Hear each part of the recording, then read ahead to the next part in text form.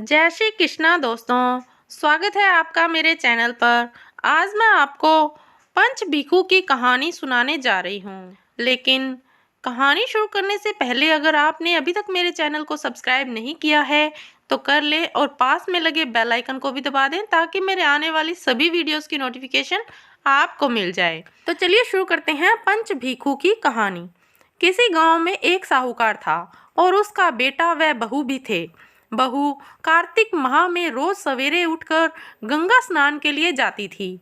सुबह जल्दी जाते समय वह किसी भी प्राय पुरुष का मुंह नहीं देखती थी। एक राजा का बेटा भी सुबह सवेरे गंगा स्नान के लिए जाता था। वह हैरान होता था कि मैं इतनी जल्दी उठता हूँ स्नान के लिए, लेकिन कोई है जो मुझसे भी जल्दी उठकर नहा लेता है।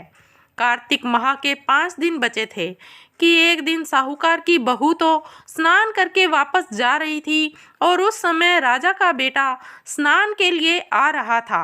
आवाज सुनकर वह जल्दी जल्दी जाने लगी, लेकिन जल्दबाजी में उसकी माला मोजड़ी छूट गई।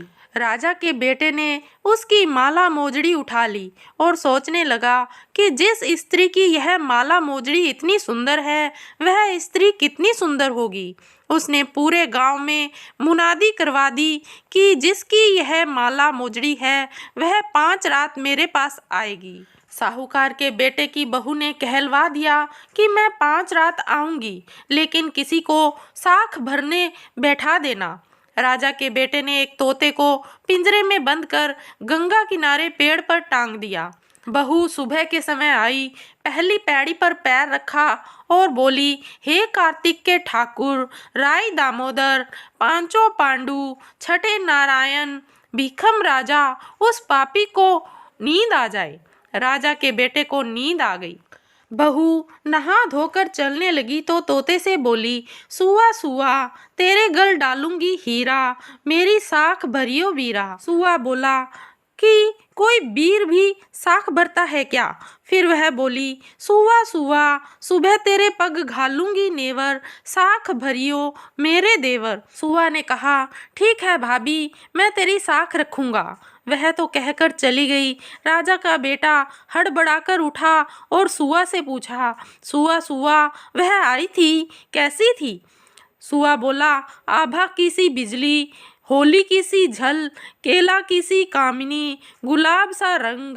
अगले दिन राजा के बेटे ने सोचा कि आज मैं अपनी अंगुली में चीरा लगाऊंगा, इससे मुझे नींद नहीं आएगी। अगले दिन राजकुमार उंगली चीर कर लेट गया। वह आई और भगवान से उसी तरह प्रार्थना करने लगी और राजकुमार को फिर नींद आ गई। वह स्नान करके फिर से वापस चली गई। सुबह राजकुमार ने तोते से फिर पूछा तो फिर उसने वही सारी बातें दोहरा दी। अब राजकुमार बोला कि मैं आज रात में आंखों में मिर्ची डालकर बैठूंगा। रात में वह मिर्ची डालकर बैठ गया। बहू फिर आई और प्रार्थना की, जिससे उसे फिर से नींद आ गई। राजकुमार ने तोते से बहू के आने की बात पूछी, उसने फिर बता दी। राजकुमार अब फिर सोचने लगा कि आज मैं बिना बिस्तरे के ही बैठूंगा और रात को बिना बिस्तरे के बैठ गया।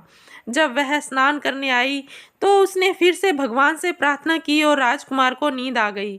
जब वह नहाकर जाने लगी तो आंख बंद करके चली गई।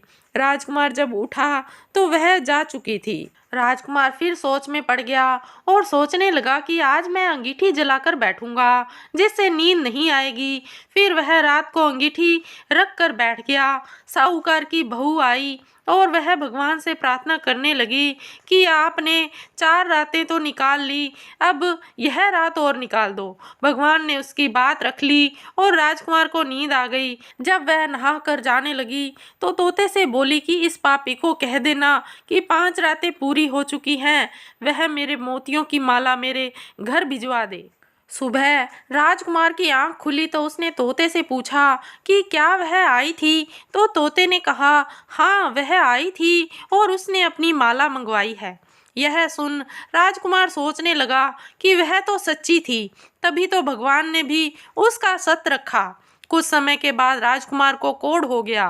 राजा ने ब्राह्मण को बुलाकर पूछा कि मेरे बेटे का शरीर क्यों जल रहा है। ब्राह्मण ने विस्तार से सारी बात राजा को बताई कि इसने क्या किया था। ब्राह्मण ने कहा कि इसने पतिव्रता स्त्री पर बुरी नजर डाली, इसलिए यह इस रोग से पीड़ित हुआ है। राजा ने इसके ठीक होने का उपाय पूछा तो ब्राह्मण ने कहा कि यह उस साहूकार की बहू को धर्म की बहन बनाए और रोज उसके नहाए हुए जल से यह स्नान करे, तब यह ठीक हो सकता है। राजा साहूकार की बहू की माला लेकर साहूकार के घर गया और बोला कि यह माला आपकी पुत्रवधू की है, इसे ले और आपकी बहू के नहाए हुए जल से मेरे बेटे को नहला दे।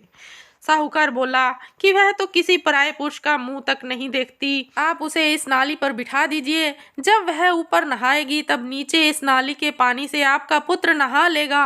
राजकुमार ने ऐसा ही किया और कुछ समय बाद उसका शरीर चंदन सा हो गया। हे पंच भीखू देवता, जैसे आपने साहूकार की पुत्रवधू का सत रखा, वैसे ही सबका रखना। तो दोस्तों, इसी के साथ ही पंच भिखू की कहानी समाप्त होती है। आपको ये कहानी कैसी लगी कमेंट करके अवश्य बताइएगा और कमेंट में जय श्री कृष्णा लिखना ना भूलिएगा। अगर आपको ये वीडियो अच्छी लगी तो इसे लाइक कीजिए, शेयर कीजिए और मेरे चैनल को सब्सक्राइब करना ना भूलिए और पास में लगे बेल आइकन को भी दबा दें ताकि मेरे आने वाली सभी वीडियोस की नोटिफिकेशन आपको मिल जाए। धन्यवाद दोस्तों, मिलते हैं अगली वीडियो में। जय श्री कृष्णा।